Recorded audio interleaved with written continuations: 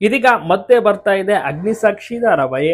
ಅಗ್ನಿಸಾಕ್ಷಿ ಧಾರಾವಾಹಿ ಅಂದ್ರೆ ನೆನಪಿಗೆ ಬರುವುದು ವಿಜಯ್ ಸೂರ್ಯ ಅವರು ನಟನೆ ಮಾಡ್ತಿದ್ರಲ್ಲ, ವೈಷ್ಣವಿ ಅವರು ನಡೆಸ್ತಿರಲ್ಲ ಆ ಒಂದು ಧಾರಾವಾಹಿ. ಬಟ್ ಇದೀಗ ಅದೇ ಟೈಟಲ್ ಮೂಲಕ ಧಾರಾವಾಹಿ ಬರ್ತಾ ಇದೆ. ಸೊ ಇದರಲ್ಲಿ ಹೊಸ ಕಲಾವಿದರು ಇದ್ದಾರೆ. ಅದುವೇ ಲಕ್ಷ್ಮೀ ಬರಮ್ಮ ಧಾರಾವಾಹಿ ನಡೆಸ್ತಾ ಇದ್ರಲ್ಲ ಪ್ರೋಗೌಡ ಶಮಂತ್, ಸೊ ಅವರೇ ಇದರಲ್ಲಿ ಹೀರೋ ಆಗ್ತಾ ಇರುವಂತದ್ದು. ಮತ್ತೆ ಹೀರೋಯಿನ್ ಹೊಸದಾಗಿ ಎಂಟ್ರಿ ಕೊಟ್ಟಿದ್ದಾರೆ.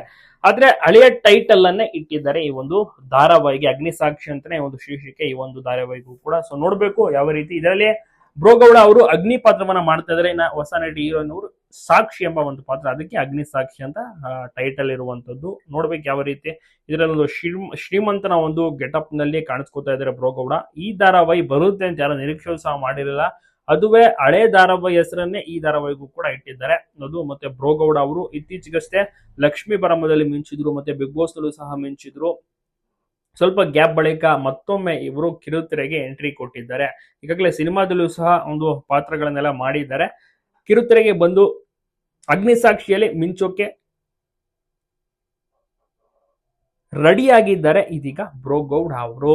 ಬ್ರೋಗೌಡ ಅವರ ಒಂದು ಹೊಸ ಲುಕ್ ಗೆಟಪ್ ಹೇಗಿದೆ ತಪ್ಪದೆ ಕಮೆಂಟ್ ಮಾಡಿ. ಅಗ್ನಿಸಾಕ್ಷಿ ಎಂಬ ಒಂದು ಧಾರಾವಾಹಿಯ ಮೂಲಕ ಮಿಂಚ್ತಾ ಇದ್ದಾರೆ.